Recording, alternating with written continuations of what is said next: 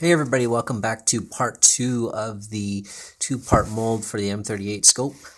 Just to kind of recap a little bit, previously I had tried to make some simple molds for this vintage M-38 scope for my Star Wars blasters, and I tried a one-piece one 5-6 years ago.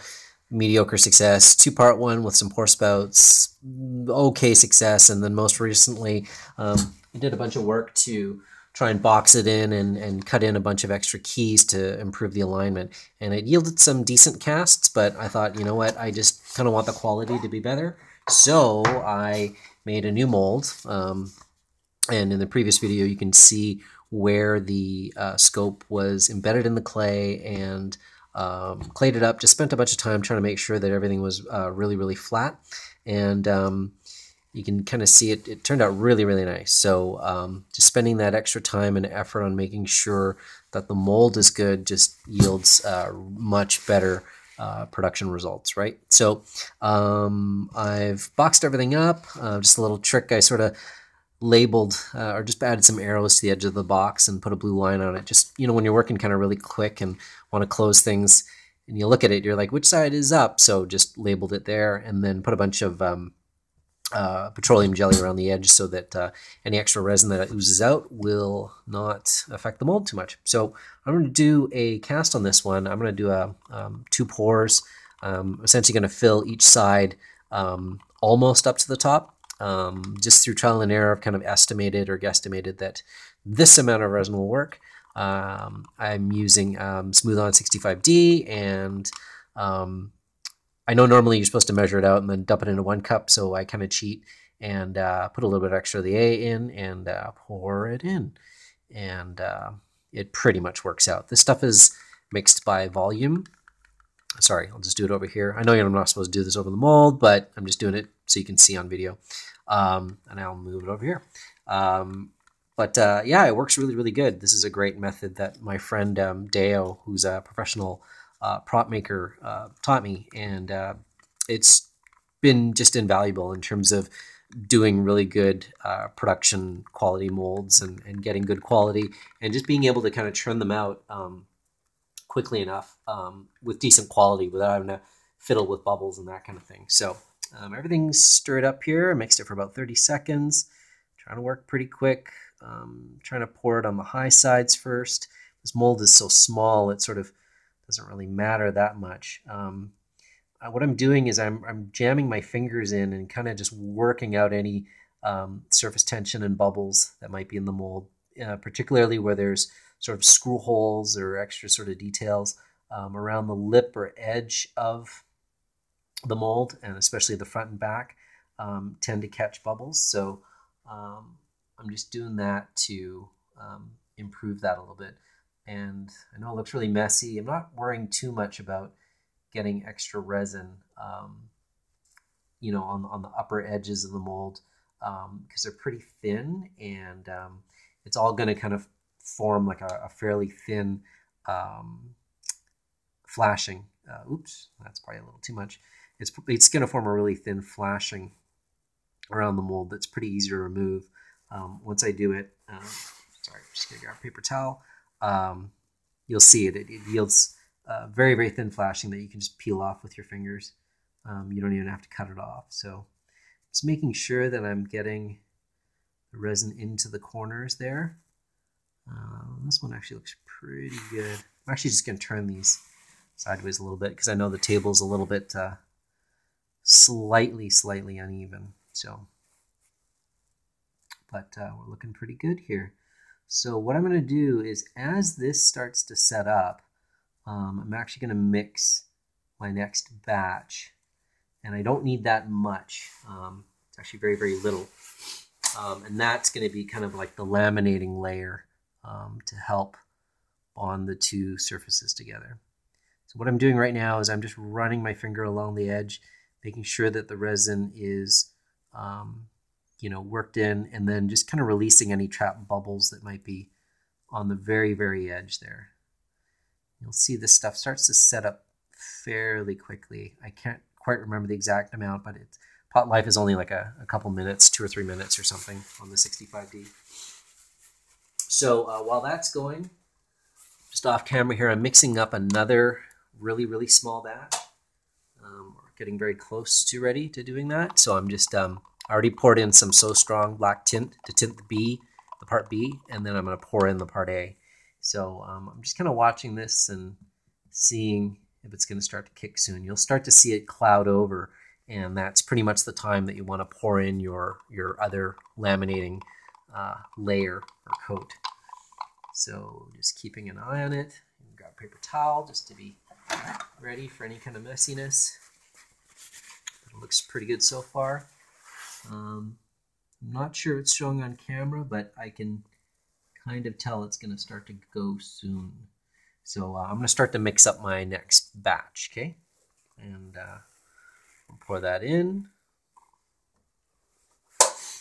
Mixing for about 30 seconds. And there it goes. So you can see a white line forming in the center there. So that's the resin starting to kick. And I know some people say, oh, you should let it cure up before you join the halves together. But I've kind of also had some trial and error errors, I guess, where it doesn't laminate because the first layer is already cured or cured too far.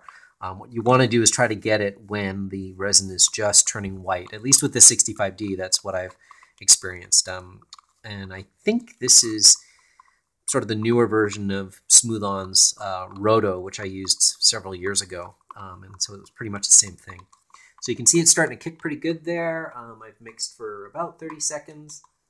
So I'm now going to pour in this next layer. And I don't need very much. I just want enough in there to, you know, essentially kind of glue the two halves together.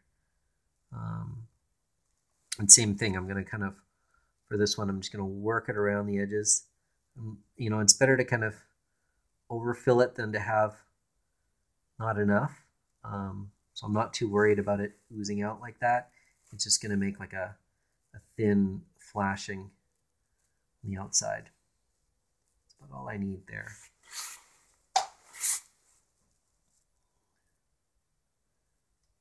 Put this in.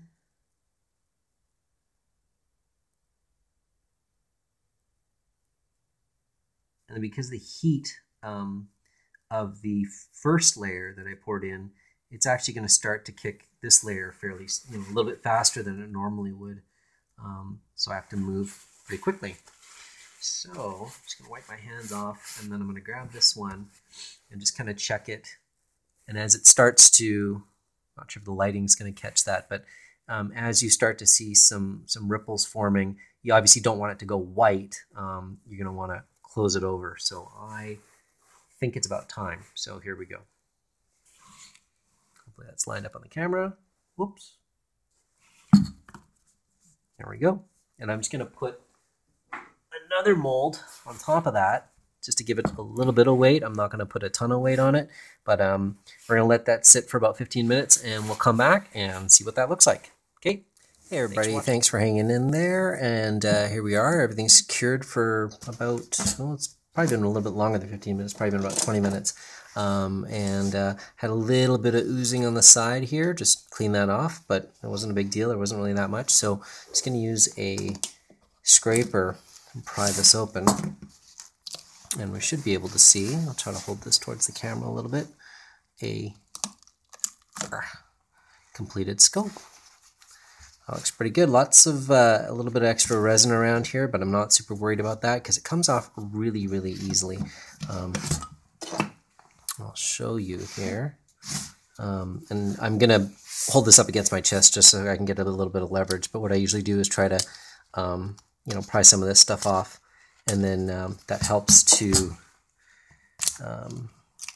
sorry about the shaky camera. I've got the camera mounted on the table. There we go.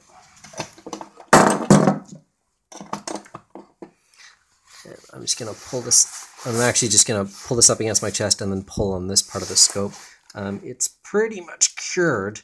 It's, in fact, very much cured. It's not having any kind of give or anything like that, but I'll just show you what that looks like. So it just comes right off there. Okay. And let's take a look at this. I'm just going to close this back up. Get that out of the way. You can see the finished casting is really good, and you can see this stuff here. It's not very thick at all. I have no idea. I don't have any kind of thickness gauge or anything like that, but it's way less than 32nd of an inch. You know, it's maybe like a couple sheets of paper, 2 or 3 sheets of paper at the most. And here, just, you know, I don't have to cut it or trim it or anything. Sometimes I will if it's a little bit thick. I'll run an X-Acto blade or something like that along the edge, but you can just see it just pops right off. And there's our first casting of the M-38 scope. Really happy with the way it turned out. That little bump there, or a little hole divot, is actually in the casting, so it had actually preserved that. And then even in here, it did a pretty decent job of capturing the detail of all these screws. That can obviously be cleaned up a little bit. Just scrape away the flashing. And same with the backside. A couple little trap bubbles here, but that's kind of where it would have benefited, you know, a little bit more, just running the finger inside the mold and hopefully not having those bubbles be trapped. But I find those come out pretty easily. I've just got a little hobby blade here. You can just run that along there and cut those off, and then sand that down, and then you're good to go. So yeah, good stuff. Anyways, there it is. Hope you enjoyed it. Hope that was helpful. Just kind of give a little bit of insight in casting these things, and stay tuned. Thanks a lot.